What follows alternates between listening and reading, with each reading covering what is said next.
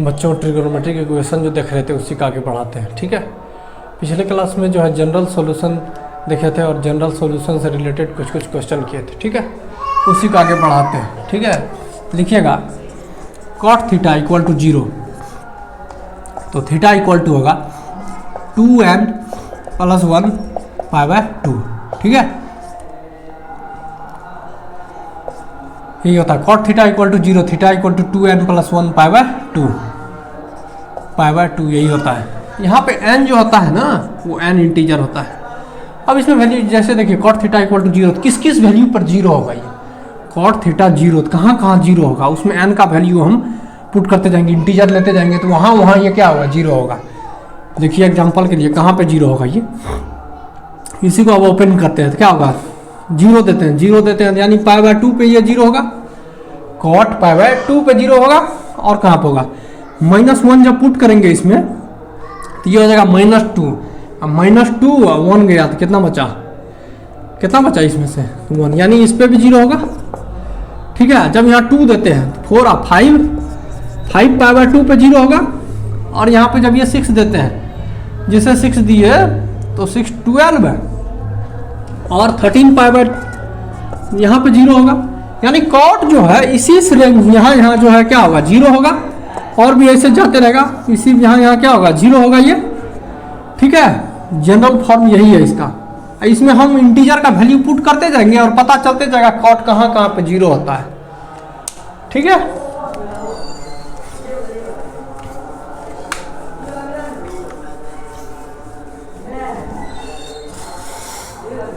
अगर रहे आगे देखते हैं,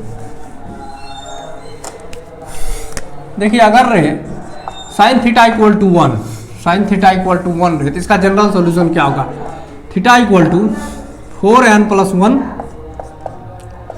पाई बाय 2। ठीक है, यही होगा इसका क्या जनरल सॉल्यूशन। बोलिए अब इसी को जो है सॉल्व करते हैं, तो थीटा का इसमें वैल्यू क्या होगा 4n plus 1 pi by 2, theta n belongs to integer.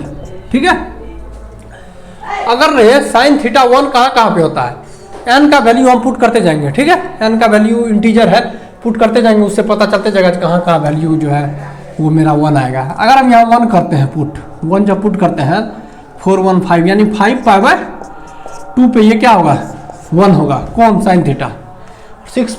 और जब ये यहाँ पे हम क्या दिए 6 4 20, इंटीजर का वैल्यू हम पुट करते जाएंगे, जब यहाँ 6 दिए 24 25 पाई बाय 2, ऐसे ही ढेर सारा ऐसा जगह आएगा जहाँ पे क्या होगा ये 0 होगा। यही इसका जनरल फॉर्म होता है। ठीक है, इसमें अगर यहाँ माइनस रहता ना, इसमें यहाँ अगर माइनस रहता तो यहाँ भी क्या हो जाता माइनस हो जाता। ठीक है, बोलिए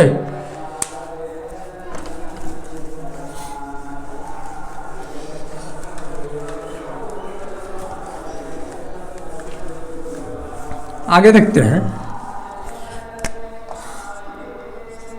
cos theta equal to 1, theta equal to क्या होगा 2n pi, n belongs to integer. ठीक है, तो यहाँ क्या होगा ये यहाँ इस रेंज में ये क्या होगा ये 1 होगा। अब इसको खोलते हैं, ओपन करते हैं तो क्या होगा ये थीटा का, ये तो इंटीजर है ना, यहाँ 1 रखते हैं यानी 2 पाई, अगर यहाँ 2 रख दिए 4 पाई, अगर यहाँ 3 रख दिए 6 पाई, अगर यहाँ 7 रख दिए 14 पाई, इसी जगह पे क्या होगा साइन कॉस थीटा जो होगा वो क्या होगा, ये थीटा का ये वैल्यू लेंगे ना तो वो क्या होगा 1 होगा। कॉस लेंगे और कॉस के आर्गूमेंट में ये वैल्यू लेंगे तो क्या होगा 1 होगा। ठीक है, अगर यहीं पे माइनस रहता तो क्या होता, माइनस रहता तो होता इसमें 2n प्लस 1 और पाई, यही होता है।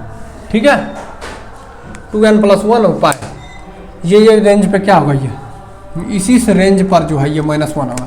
अब इसी को ओपन करते हैं, तो ओपन करते हैं n बिलोंग्स टू क्या लेते हैं, n का वैल्यू जो है हम लेते हैं 1 जब लेंगे तो ये 2 प्लस 1 और पाई, यानी क्या होगा 3 पाई। ठीक है, अब ऐसे ही करेंगे, इसमें अगर 2 लेते हैं 4 1 5 पाई। ठीक है, ऐसे ही वैल्यू पुट करते जाएंगे तो इसी जगह पे ये क्या होगा, इसी जगह पे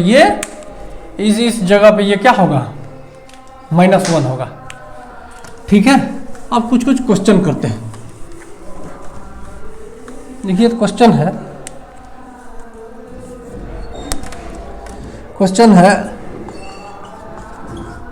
cos 2 थीटा इक्वल टू -1, ठीक है। तो थीटा इक्वल टू होगा -π से π/2 के बीच में। अब देखिए, अभी ये देखें क्या, cos थीटा इक्वल टू -1, तो थीटा इक्वल टू 2n + 1 और पाई, n बिलोंग्स टू इंटीजर, ठीक है। लेकिन हमको क्या चाहिए, थीटा का वैल्यू इसी रेंज में चाहिए। अब इसको ओपन करते हैं। यहाँ पे क्या है, 2 थीटा इक्वल टू क्या होगा, 2n + 1 पाई, यही होगा। अब ये थीटा इक्वल टू क्या होगा, इधर जाएगा, तो ये क्या होगा 2n + 1 और π/2। हमको ये आ रहा है इससे, लेकिन यहाँ पे रेंज दिया है क्या, -π, यानी 180 और 360 के बीच में होगा, 180 और 360 के बीच में होगा, 180 और 360 के बीच में। देखिए 180 और 360 के बीच में होगा। 180 नंबर लाइन थोड़ा खींच लेते, देखिए 180 मान लेते हैं। यहाँ पे क्या है -180 है, यहाँ पे क्या है 360 डिग्री, ठीक है। अब देखिए इसको ओपन करते हैं। अगर हम इसका वैल्यू, n का वैल्यू अगर हम 1 लेते हैं तो 1 लेते हैं तो ये कितना हो जाएगा, अगर 2 लेते हैं तो 415, ठीक है। 5 आप पाई कितना होता है 19, 5 जब ये यहाँ पे लिए हम 90, ठीक है। तो ये क्या होगा, n का वैल्यू हम 5 नहीं ले सकते क्योंकि इससे ज़्यादा होगा। अगर हम 2 लेते हैं, देखिए 2 लेते हैं,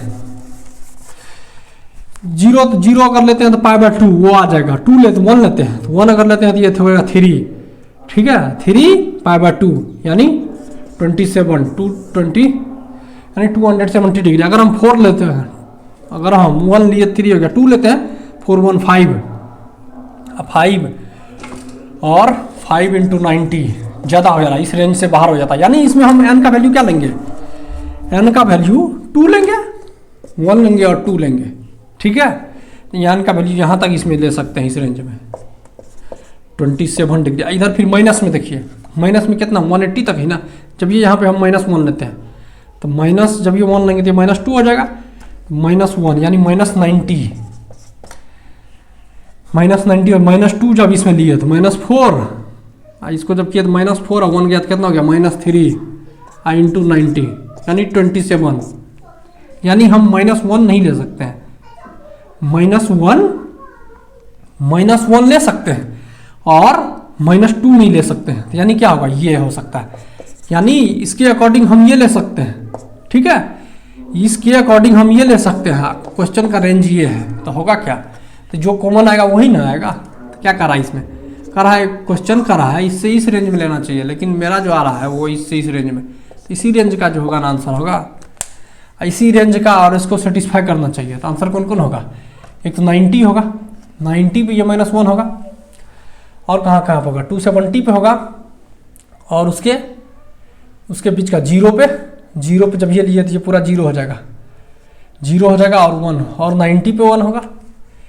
अब इसका देखिए लिखते हैं यहीं से रेंज। तो थीटा का यहाँ क्या क्या वैल्यू होगा, थीटा का वैल्यू जो होगा -90, अगर इसी में हम पुट करते हैं। n का वैल्यू हम कितना लिए, n का वैल्यू जो है, n का वैल्यू डिफाइन कर लेते हैं। n इक्वल्स टू, जब ये हम क्या लिए -1, ठीक है, -1, और उधर कितना लिए 2, अगर हम लेते हैं तो 415, 2 लेते हैं, -1 से 1 के बीच का लेंगे हम, यानी ये लेंगे और ये लेंगे। बोलिए -1 लेंगे, 0 लेंगे, 1 लेंगे। -1 जब हम इसमें लेते हैं तो -1 जब इसमें लेते हैं हम, तो ये कितना हो गया -2, और 2 में से 1 गया तो कितना हो गया, 2 में से 1 गया π/2, ये होगा एक।